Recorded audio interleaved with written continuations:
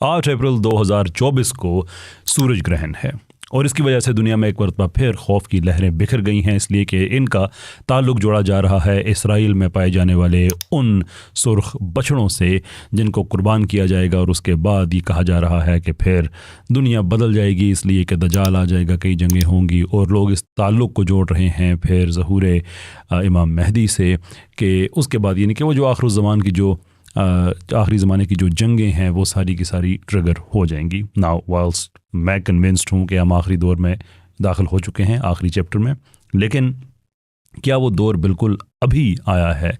आज के वीडियो में हम ये डिस्कस करेंगे।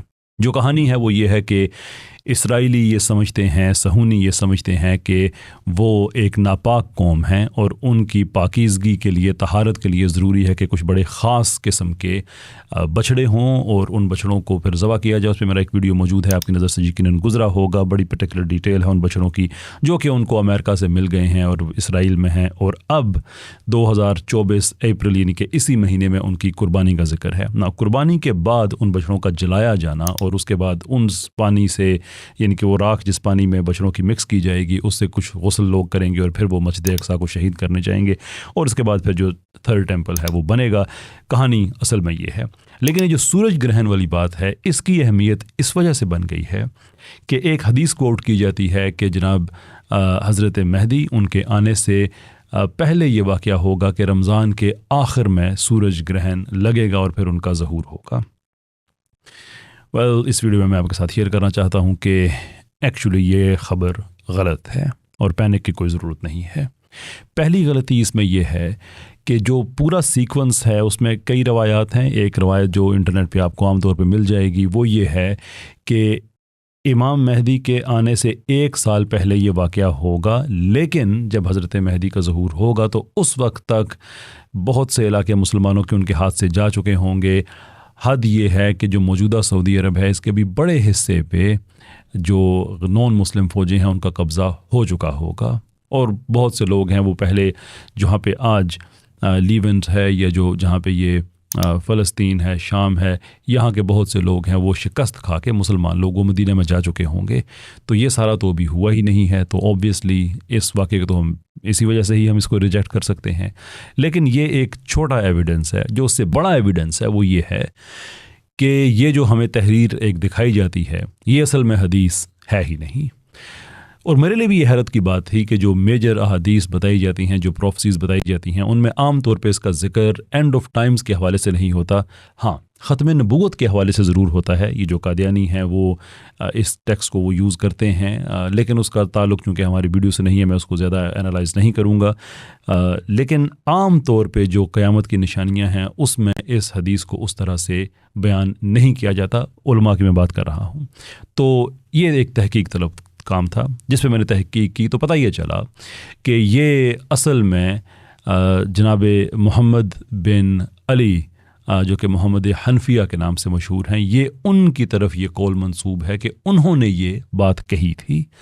लेकिन हकीकत ये है, अगर आप इसको और गहराई में जाएं तो उनकी तरफ भी इस बात को मंसूब नहीं किया जा सकता। इसलिए नहीं किया जा सकता कि इसके जो रावी हैं उनमें से कई कज़ाब हैं, उस लेवल के हैं कि जिनके रवायात को एक्सेप्ट ही सिरे से नहीं किया जाता। They are not taken seriously at all.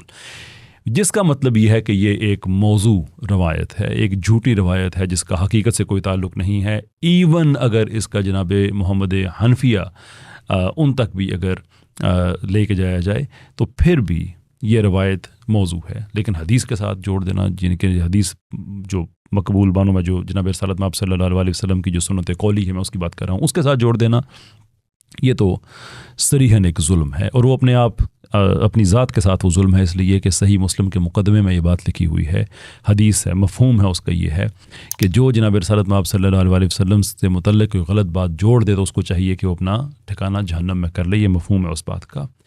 इसलिए मेरी बार बार गुजारिश ये रहती है कि जब इन्फॉर्मेशन आपके पास आती है तो उसको वेरीफाई करें, اس سے اگر کوئی غلط تاثر ابھرنے کی کوئی صورت پیدا ہوتی ہے اور وہ آپ کی بات سے اگر ابھر جاتا ہے تو اس کو آپ وڈرا کریں.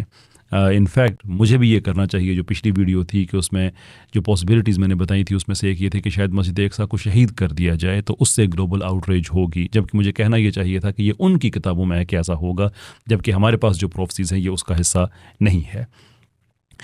That is the important part کہ جب انفارمیشن آپ کے پاس اس طرح کی آتی ہے تو نو، اس کو ہم ایسے ہی نہیں اٹھا کے مان سکتے اس لیے کہ انٹرنیٹ پہ کسی نے کہہ دیا ہے نا. یو مائٹ بی ونڈرنگ کہ میری بات بھی تو آپ انٹرنیٹ پہ سن رہے ہو تو میری بات ماننے کی کیوں ضرورت ہے. تو میں نے آپ کے سامنے ایک ایویڈنس رکھا ہے. اب تحقیق آپ خود کر سکتے ہیں کہ کیا واقعی ایسی بات ہے. میں نے تحقیق کی ہے، جو علم حدیث کے علماء ہیں ان کے پاس جا کے میں نے ویریفائی کیا ہے، ان کے پاس بھیج کے، تو مجھے یہ خبر ملی ہے کہ یہ واقعہ ایسا ہی ہے جیسا میں نے آپ کے سامنے بیان کیا. تو عید کو منائیں، خوش ہوں جتنا اس دفعہ خوشی ہماری بنتی ہے کہ غزہ میں جو کچھ ہو رہا ہے. لیکن یہ جو کہا جا رہا ہے کہ شاید یہ آپ کا آخری رمضان ہو اس وجہ سے، تو اس کی آپ فکر نہ کریں. فیملیز کے ساتھ ٹائم سپینڈ کریں، غزہ کے لوگوں کو یاد کریں، جتنا آپ ڈونیٹ کر سکتے ہیں وہ کریں. جنگ بندی کی دعا کریں، اللہ تعالیٰ وہاں کے لوگوں کی نصرت کے لیے یہ دعا کریں کہ اللہ تعالیٰ وہاں کے لوگوں کو نصرت عطا کرے. لیکن یہ غلط انفارمیشن ہے کہ یہ شاید ہماری یہ آخری رمضان ہو اور آخری عید ہو، اس طرح کی اس کے بعد کے رمضان اور عیدیں جو ہیں وہ چینج ہو جائیں. بہت بہت شکریہ آپ کا. السلام علیکم.